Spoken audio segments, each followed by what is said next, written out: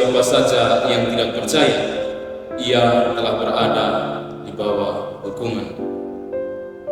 Bapak, Ibu, saudara dan saudari yang terkasih dalam Tuhan kita Yesus Kristus, bacaan suci yang diambil dari Injil Yohanes bab 3 ayat 14 sampai 21 mengisahkan kepada kita tentang percakapan antara Tuhan Yesus dengan Nikodemus.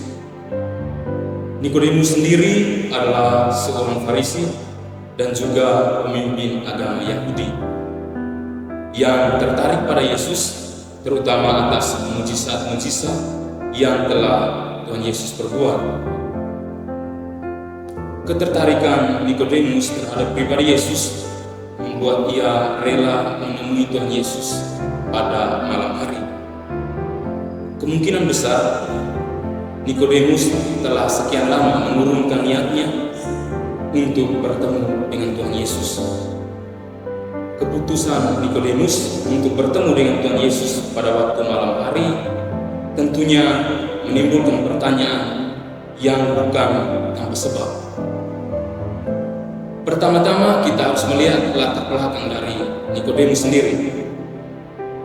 Tercatat dalam kitab suci, ia adalah seorang pemimpin Yahudi.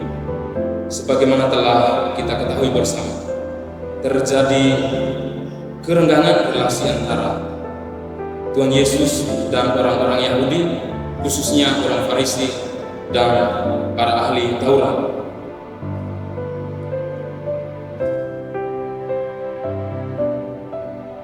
Sebagaimana telah kita ketahui bersama, kerenggangan itu terjadi karena ajaran-ajaran Tuhan Yesus yang dianggap menentang hukum Taurat, membuat Yesus memperoleh stigma buruk dalam kalangan kaum Farisi dan ahli Taurat.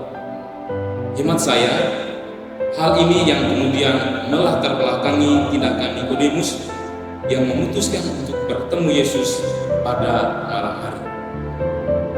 Nikodemus tahu ia akan dikucilkan dari kalangan orang Yahudi jika perbuatannya diketahui oleh orang Yahudi, kaum Farisi dan ahli-ahli Taurat.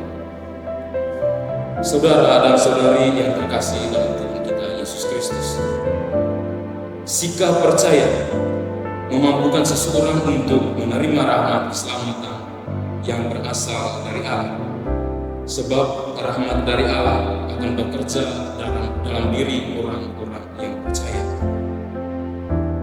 Keputusan Nikodemus untuk bertemu dengan Yesus tentu lahir dari sikap percaya akan Yesus sebagai utusan Allah. Pengakuan Nikodemus tersebut dapat kita temukan pada ayat Yohanes bab 3 ayat 2, di mana Nikodemus sendiri berkata, "Rabi, kami tahu bahwa engkau datang dari Allah sebagai guru yang diutus oleh Allah." Nikodemus percaya bahwa Yesus adalah utusan dari Allah, walaupun ungkapan kepercayaan Nikodemus dilakukannya secara diam-diam. Tindakan Nikodemus tersebut kemudian mendapat pujian dari Tuhan Yesus. Tuhan Yesus berkata, "Cahaya telah datang ke dunia, tetapi manusia lebih menyukai kegelapan. Akan tetapi, siapa yang melakukan kebenaran datang kepada cahaya, supaya menjadi nyata bahwa perbuatan-perbuatannya dilakukan atas nama Allah." Yesus menyatakan diri sebagai cahaya. Orang yang datang kepada cahaya adalah orang yang percaya akan cahaya itu. Secara tidak langsung, ungkapan Yesus tersebut tertuju pada pribadi Nikodemus yang datang kepadanya atas dasar percaya. Percaya adalah suatu sikap menerima dan mengakui Dia sebagai utusan yang diutus untuk menyelamatkan manusia dari dosa. Maka menjadi jelas bahwa rahmat Allah hanya bekerja dalam diri orang-orang yang telah percaya.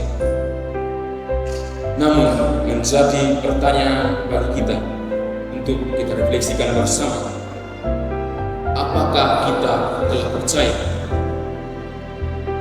Apakah sikap dan tindakan kita telah menunjukkan bahwa kita adalah orang-orang yang percaya? Pengalaman dan tindakan Nikodemus menjawab pertanyaan kita. Orang yang percaya bukanlah orang yang hanya menuntut iman tanpa perbuatan. Orang yang percaya adalah orang yang menunjukkan sikap kepercayaan tersebut dalam kehidupan hariannya. Orang yang percaya adalah orang yang rela meluangkan waktu dan tenaga untuk bertemu dan melayani Tuhan. Orang yang percaya bukanlah orang yang pada hari Minggu memilih untuk tinggal di rumah saja ketimbang mengikuti perayaan Ekaristi. Mari belajar dari Nikodemus yang rela bertemu dan mengorbankan waktunya untuk bertemu Tuhan. Ingatlah bahwa rahmat Allah melampaui segalanya. Maka pergunakanlah rahmat yang telah diberikan oleh Allah secara bijak, agar keselamatan yang dari Allah juga bekerja dan turun atas kita. Masa Prapaskah adalah masa yang istimewa bagi kita untuk sampai kepada cahaya. Di masa ini kita berjuang untuk membedah dan membenah diri kita agar luput dari hal-hal yang berlawanan dengan kehendak Tuhan sendiri.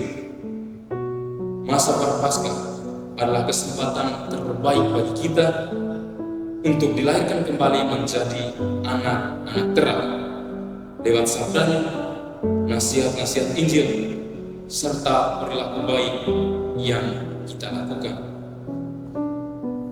Bukalah hatimu agar cahaya Tuhan sendiri yang menguasai hidup kita. Dengan terang yang sama dan berkat iman, kita pun mampu menjadi terang bagi sesama kita. Mari kita renungkan